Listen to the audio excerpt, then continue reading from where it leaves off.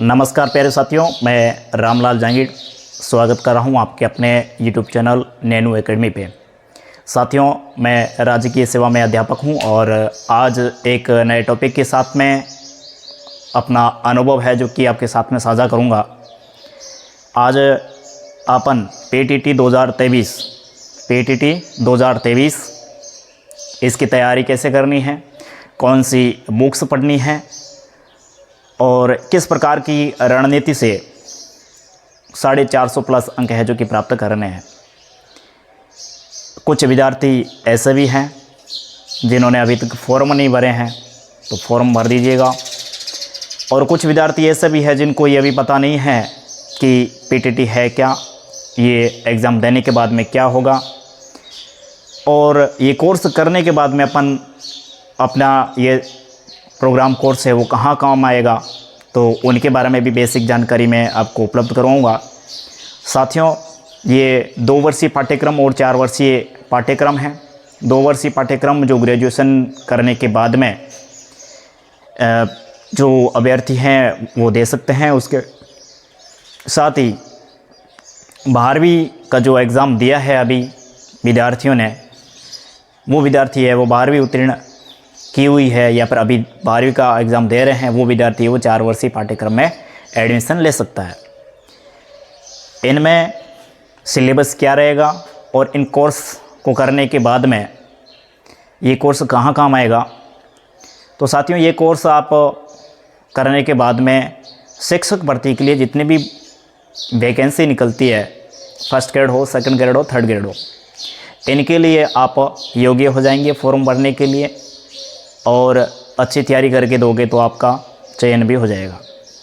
तो ये एक शिक्षण लाइन में जाने के लिए, टीचिंग लाइन में जाने के लिए कोर्स है। आप यदि शिक्षक बनना चाहते हैं तो अच्छे से तैयारी करके PTT का फॉर्म भर के कोर्स में प्रवेश ले लीजिएगा। तो PTT 2023 प्रोसेस चल रहा है, आपने फॉर्म भर दिया होगा और एग्ज़ाम भी नज़दीकी है। देखिए साथियों, इनकी तैयारी कैसे करनी है, सिलेबस में क्या रहेगा, क्या पढ़ना है, कौन सी बुक्स पढ़नी है, उसके बारे में भी बेसिक जानकारी है जो कि आपके साथ में साझा करूंगा। तो PTT 2023 सबसे पहले मैं आपको PTT का जो सिलेबस है 2023 का, उसके बारे में बताऊंगा कि PTT का सिलेबस 4 सेक्शन में विभाजित किया गया है। सेक्शन 1, 2, 3 व 4। अब इन 4 सेक्शन में क्या क्या आएगा, इन 4 सेक्शन में से ही आपका पेपर है पूरा का पूरा बनेगा। पहले सेक्शन को आप का विभाजित किया गया है सामान्य ज्ञान। सामान्य ज्ञान में क्या क्या पूछा जाएगा, इनका सिलेबस क्या रहेगा, इनका मैंने अलग से वीडियो बना के अपलोड कर रखा है। उसके बाद में अगला आपका रहेगा शिक्षण अभिरुचि।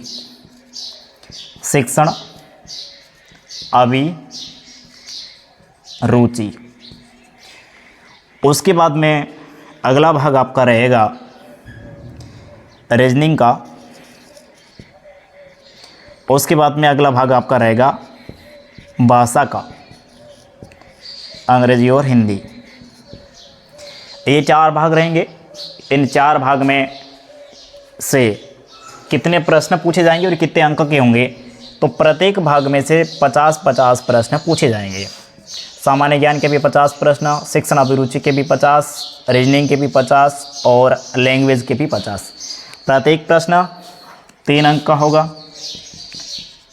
यानी कि 150 अंक का एक भाग, 150 अंक का एक भाग। इसी प्रकार पूरे पेपर में आपके 200 प्रश्न पूछे जाएंगे और टोटल आपका पेपर होगा वो 600 अंक का होगा। अब मेरिट बहुत ज़्यादा जाने लगी है। सबसे ज़्यादा समस्या आ रही है जो 4 वर्षीय पाठ्यक्रम में और विज्ञान वर्ग के विद्यार्थी हैं, वो 450 प्लस नंबर लाने के बावजूद भी चयन नहीं करवा पाते हैं। तो उनको क्या करना होगा, कैसे तैयारी करनी है, उनके बारे में भी अपन बेसिक थोड़ी सी जानकारी यहाँ प्राप्त करेंगे। आपको पता लग गया होगा कि 50 प्रश्न है सामान्य ज्ञान के, 50 प्रश्न है आपके शिक्षण अभिरुचि के, 50 प्रश्न है आपके रीजनिंग के और 50 प्रश्न है आपके भाषा के। बेसिक सरल तरीके से आएंगे। आपको तैयारी कैसे करनी है, कौन से भाग में अच्छी मेहनत करनी है, कौन से भाग को कम समय देना है, वो भी अपन थोड़ा सा देख लेते हैं। इसमें साथियों सबसे नया टॉपिक आपके लिए रहेगा शिक्षण अभिरुचि का। शिक्षण अभिरुचि का आप अध्यापक बनने जा रहे हैं तो अध्यापक से संबंधित, शिक्षण से संबंधित आपसे प्रश्न पूछे जाएंगे टोटल 50 और इसकी मार्किंग है 3, 2, 1, 0। और विद्यार्थी सबसे ज़्यादा ज़्यादातर विद्यार्थी गलती इसमें करते हैं, इनको पढ़ता नहीं है, कम तैयारी करता है और इसमें मात खा जाता है और या तो 2 नंबर वाला या 1 नंबर वाला अटेंड करके आ जाता है और यहाँ पे मार्किंग इसकी कम हो जाती है। उसके बाद में रीजनिंग, ये भी आप लोगों के लिए जो 12th पास आउट है या फिर अभी एग्ज़ाम दिया है उनके लिए तो नई है, लेकिन ज़्यादा इसमें ज़्यादा अभ्यास रहेगा आपका तो आराम से आप इसको तैयार कर सकते हो। लेकिन बिना अभ्यास रीजनिंग एक बहुत ही बड़ा पहाड़ है। अच्छे तरीके से प्रत्येक टॉपिक पर आपको अटैक करना पड़ेगा, तब जा कर के आपकी रीजनिंग वो तैयार होगी। और भाषा वाला भाग, इनको भी बढ़िया तरीके से तैयार करना पड़ेगा। व्याकरण के प्रश्न आएंगे, बिल्कुल सीधे प्रश्न पूछे जाते हैं और गलती भी यहीं सीधे प्रश्नों में भी होती है। उसके साथ ही आपके ये जो सामान्य ज्ञान वाला भाग है, इसमें काफ़ी करंट अफेयर, भूगोल, इंडिया लेवल का इतिहास है, इंडिया लेवल का भूगोल है, करंट अफेयर के प्रश्न भी पूछे जाते हैं। तो इनमें कौन कौन से टॉपिक है, उन टॉपिक के बारे में भी मैंने अलग से वीडियो अपलोड कर रखे हैं कि उन टॉपिक को अच्छे तरीके से आप लोग है वो तैयार कर लीजिएगा। अब साथियों, इनको कैसे पढ़ना है, कौन सी बुक्स पढ़नी है। बुक्स की बात आई तो ज़्यादातर वर्तमान समय में तो लक्ष्य की बुक्स ही चल रही हैं। इसके अलावा कोई नई बुक आए तो ले लेना, लेकिन ज़्यादातर पिछले एग्ज़ामों में जितने भी प्रश्न है एक आधार के रूप में आप इसे पढ़ सकते हैं। इसके अलावा दूसरी बात रही कोचिंग की, तो वर्तमान में जिस हिसाब से कंपटीशन बढ़ रहा है उस हिसाब से, मेरे हिसाब से यदि आप कोचिंग ले लें तो अच्छी बात रहेगी, क्योंकि ज़िंदगी में प्रत्येक क्षण अमूल्य होता है और आप यदि 1 साल भी पीछे हो गए तो अपने साथियों से कई साल पीछे रह सकते हैं। इसलिए ज़्यादा लालच नहीं करके अपने ऑफ़लाइन या ऑनलाइन, ज़्यादा इनकी फ़ीस भी नहीं है ऑनलाइन या ऑफ़लाइन, 3-4 हज़ार रुपये से 5 हज़ार तक आपको अच्छी से अच्छी कोचिंग ऑनलाइन या ऑफ़लाइन मिल जाएगी। तो आप कोचिंग ले लीजिएगा ज़्यादा। और तैयारी आपको कैसे करनी है, 1-2 महीने या 1.5 महीना, जैसे जितना भी समय है आपके पास में, उस समय का विभाजन कर लीजिएगा। 4 भाग है आपके पास में सिलेबस के। मान लिया आपके पास में 2 महीने हैं तो एक अपने पास में रहेगा। एक मैं उदाहरण देके आपको समझाता हूँ कि एक तो होता है प्राप्य उद्देश्य और एक होता है उद्देश्य। एक तो होता है प्राप्य उद्देश्य, एक होता है उद्देश्य। अब देखिए अपन क्या करते हैं, रोज़ाना की डायरी बनाते हैं, रोज़ाना अध्ययन करते हैं। 1 महीने में अपने सिलेबस को या अपने तैयारी को प्रत्येक दिन के रूप में विभाजित किया। प्रत्येक दिन में मुझे ये काम करना है। प्रत्येक दिन में मान लिया आपने 5 टॉपिक रखे हैं, 5 पार्ट रखे हैं। सुबह से लगा के शाम तक आप पहला काम तो आपका है सिलेबस विभाजित करना कि मुझे आधे समय में, जितना एग्ज़ाम के लिए समय है उसके आधे समय में मुझे है वो सिलेबस कवर करना है एक बार। उसके बाद में आधा समय है मुझे रिवीजन के लिए देना है।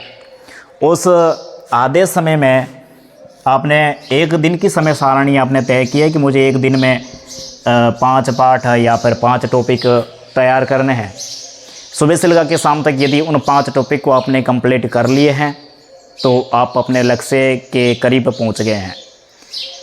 एक सीढ़ी आपने कंप्लीट कर ली, एक दिन का टारगेट कंप्लीट कर लिया, फिर अगले दिन का टारगेट वो कंप्लीट किया, फिर उससे अगले दिन का टारगेट वो कंप्लीट किया। ऐसे करते करते यदि आप धीरे धीरे एक दिन का टारगेट पूरा किया, फिर अगले दिन का, फिर उससे अगले दिन का, फिर उससे अगले दिन का, और जब आप लक्ष्य तक, फाइनल लक्ष्य तक पहुँचेंगे, छोटे छोटे उद्देश्य आपने तय किए और फिर फाइनल लक्ष्य तक पहुँचोगे, मुख्य उद्देश्य तक पहुँचोगे, तब आपकी सफलता है वो 100% होगी। तब आपकी सफलता कितनी होगी? 100% होगी। आप यदि लक्ष्य कोई देख रहे हैं और वर्तमान में जी नहीं रहे हैं, वर्तमान में कहीं और बिजी है और वर्तमान आपका ख़राब चल रहा है, तो मान लीजिएगा कि आप सिलेक्शन से कई कोसों दूर है। आप 1.5 महीना या 2 महीना है आपके पास में, आपने योजना बनाई कि मुझे 1 दिन में या 5 दिन में 10 दिन में इतना पढ़ना है, उतनी आप पढ़ाई नहीं कर पा रहे हैं, तो आप लक्ष्य से कई गुना दूर है। ये बात हुई आपकी तैयारी करने की। अब समय सारणी कैसे बनानी है, कैसे तैयारी करनी है, उसका भी अलग समय वीडियो बना लूँगा। और बुक्स का मैंने बता दिया था, लक्ष्य की अच्छी चल रही है। इसके अलावा भी यदि कोई बुक्स आए तो आप पढ़ लेना। और सबसे महत्वपूर्ण सलाह मैं आपको दूंगा शिक्षण अभिरुचि के लिए। शिक्षण अभिरुचि की आप ऐसे करना, किसी भी से कोचिंग ले लेना या फिर अभ्यास ज़रूर कर लेना। हालांकि मैं भी एक सीरीज चलाऊंगा शिक्षण अभिरुचि की, जो प्रश्नमाला है उनकी, प्रत्येक टॉपिक में से जितना हो सके उतने, जितने पीछे प्रश्न आए हुए हैं एग्ज़ामों में, उन सारे प्रश्नों को मैं हल करवाऊंगा, कोशिश रहेगी। फिर भी आप को नहीं करवा पाऊँ तो आप किसी से भी ऑफलाइन या ऑनलाइन कोचिंग ले सकते हैं। इनमें अभ्यास करके जाना बहुत ज़रूरी है, नहीं तो आप इसमें अंक है जो कि कम कर लिए तो फिर आपका सिलेक्शन का आधार है वो टूट जाएगा। 4 भाग हैं, चारों भागों में आपका कम से कम 120, 120, 120, 150 में से यदि आए हैं तो आप अच्छी जगह कॉलेज प्राप्त कर लोगे, नहीं तो फिर आपको कहीं और अन्य जगह जहां आप जाना पसंद नहीं करोगे या अच्छी कॉलेज नहीं मिली तो फिर समस्या रहेगी। इसलिए जी तोड़ मेहनत कर लीजिएगा। 1-2 महीना रहा है, 1-2 महीने की रणनीति क्या होनी चाहिए वो मैंने बता दिया था कि आप पूरे 1-2 महीने को विभाजित कर लीजिए। 2 महीना समय रहा है तो 1 महीने में कोर्स पूरा करने की कोशिश कीजिए। और 1 महीने में कोर्स कैसे पूरा करोगे आप, तो उसके लिए आप प्रत्येक दिन में सिलेबस को विभाजित कीजिए और प्रत्येक दिन में आप क्वालिटी एजुकेशन कितना कर रहे हो, कितना पढ़ रहे हो, उसमें गुणवत्तापूर्ण कितनी आप अंदर ले रहे हो। ऐसा नहीं किताब लेके बैठ गए, आप घड़ी लेके बैठ गए कि मुझे 12 घंटे पढ़ना है, 8 घंटे पढ़ना है, 10 घंटे पढ़ना है। समझ कितना आ रहा है आपको, उसमें से आपके अंदर कितना स्टोरेज हो रहा है वो आप पर निर्भर करेगा। अच्छी मेहनत करोगे, बढ़िया तरीके से टॉपिक आप तैयार करोगे। हो सकता है कभी कभार आपका दिमाग एब्सेंट हो तो एक टॉपिक को 2 दिन में ले लो, अगले दिन में आपका अच्छे तरीके से दिमाग चल रहा है तो पीछे वाला कवर कर लो। ऐसे करके आप यदि रोज़ाना का टारगेट बना करके रोज़ाना के लक्ष्य में यदि सफल हो रहे हैं तो आपका जो फाइनल लक्ष्य है वो बहुत ही बढ़िया रहेगा और उसका रिजल्ट भी बहुत ही अच्छा रहेगा। एक दिन का आपका लक्ष्य है कि मैं एक दिन में 5 टॉपिक करूँगा। शाम तक यदि आप 5 टॉपिक कर रहे हो तो ये 100 में से 100 अंक है।